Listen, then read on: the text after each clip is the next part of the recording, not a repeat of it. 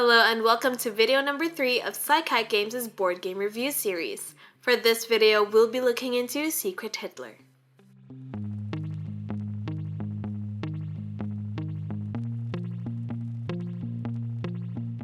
To help everyone understand the game a bit better, imagine we're in pre-World War II Germany.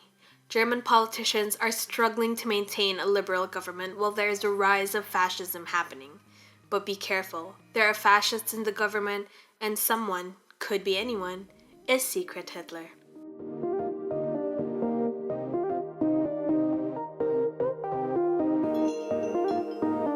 The game can be played by 5 to 10 players and is meant for 13-year-olds and above. One whole game can take about 45 minutes.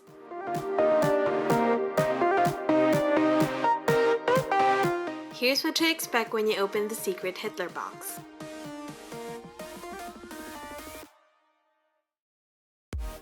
So you've got your 3 liberal/fascist boards, which you use depending on how many players there are, 1 president placard,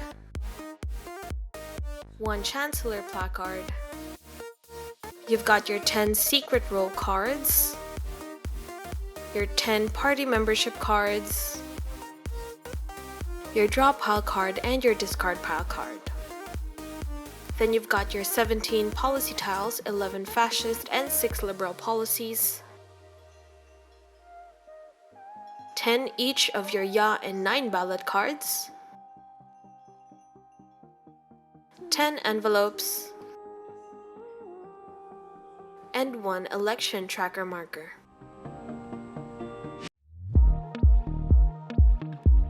There are 5 roles that you'll be hearing throughout the game of Secret Hitler. There are the liberals, the fascists, Hitler, the president, and the chancellor. The president has special roles.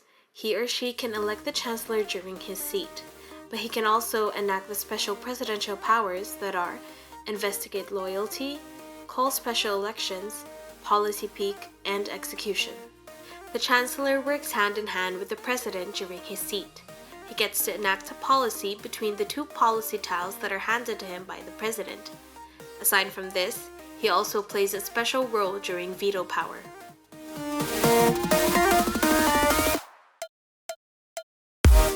The liberals win by executing 5 liberal policies or killing Hitler. Fascists win by enacting 6 fascist policies, or if Secret Hitler gets elected as the chancellor, but only after 3 fascist policies have been enacted.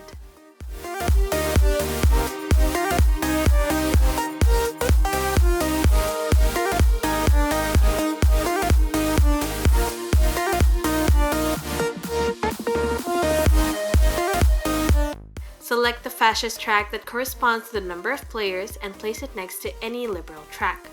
Shuffle all fascist and liberal policy tiles together and place them down on the draw pile card. Next, give each player an envelope.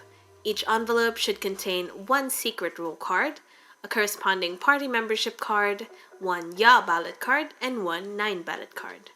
Take note of this table, which can also be found in the rulebook, to determine the correct distribution of roles during the game. Just be sure to shuffle all the envelopes before handing them out so that each role is a secret.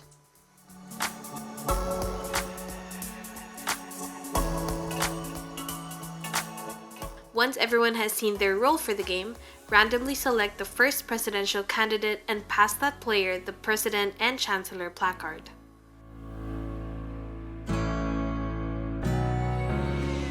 There are different directions to give if you're playing with 5 to 6 players or 7 to 10 players. You can find these directions in the rulebook that is provided, or you can also have the official Secret Hitler companion app narrated for you. Download the app via secrethitler.com/app. Basically, these directions are given to help fascists recognize one another. The only difference between the two is that if you're playing with 5 to 6 players, Hitler also knows who the other fascists are. However, with 7 to 10 players, Hitler is kept out of the loop.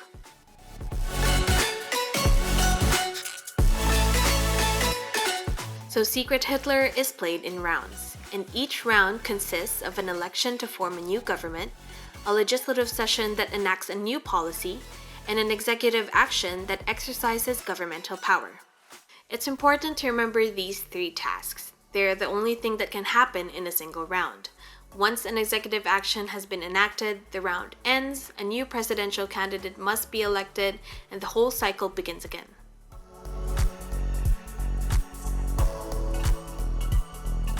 During an election, a new president is elected, and that president chooses a chancellor. Then all players vote on the proposed government. The presidential candidate can choose any other eligible player as the chancellor candidate. Note that the last players that enacted a policy are not eligible to be a chancellor. There are other specific rules when it comes to eligibility, so make sure that you check these out in the rulebook provided to maintain a fair gameplay.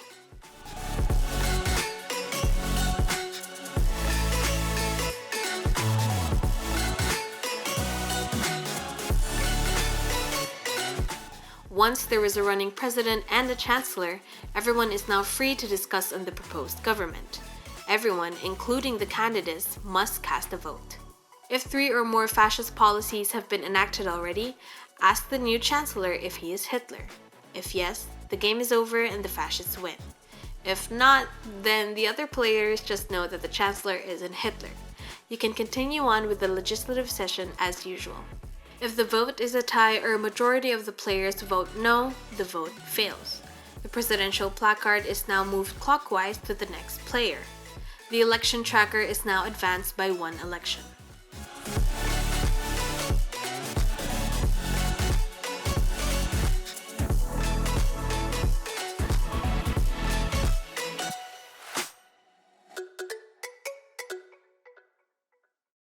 A legislative session is when the president and chancellor work together to enact a policy. The president must draw the top 3 tiles from the policy deck, discard 1, and pass the other 2 to the chancellor. The chancellor must now discard 1 and enact the other.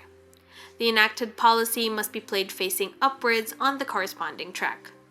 Some things to look out for during this session is that the president and chancellor cannot communicate, whether it's verbally or non-verbally. The president should also give the chancellor both tiles at the same time, and most importantly, discarded policy tiles cannot be revealed to the group at any time.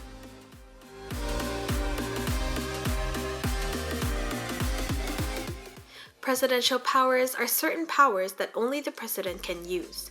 These are investigative loyalty, when a player hands over their party membership card to the president; call special election, when a president chooses any other player, even those that are term limited, to be the next presidential candidate; policy peek, when a president looks at the top 3 tiles of the policy deck and then returns them afterwards; and finally, execution. The president executes one player by saying, "I formally execute," player name. If the newly enacted fascist policy grants a presidential power, the president must use this before the next round can begin. However, the president can decide when and how this power will be used.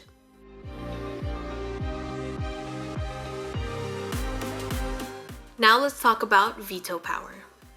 Veto power is a special power that comes into effect once 5 fascist policies have been enacted. This happens when the chancellor, instead of enacting a policy, says, "I wish to veto this agenda."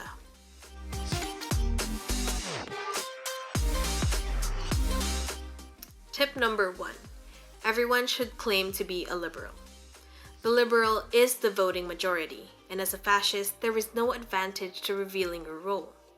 The liberals are always trying to figure out the game like a puzzle, so lying will definitely shake them up. If this is your first time playing as Hitler, just remember to be as liberal as possible.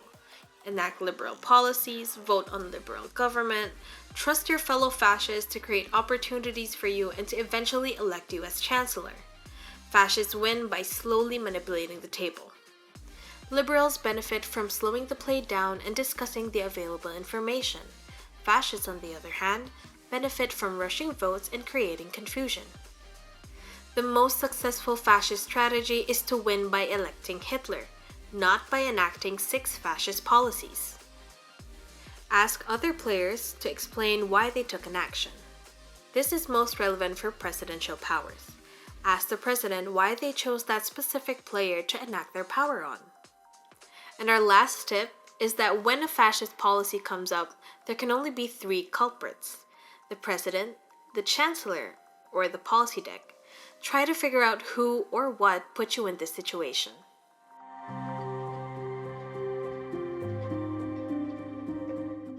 Overall, we'd be giving Secret Hitler a 4 out of 5 PsyCat star rating.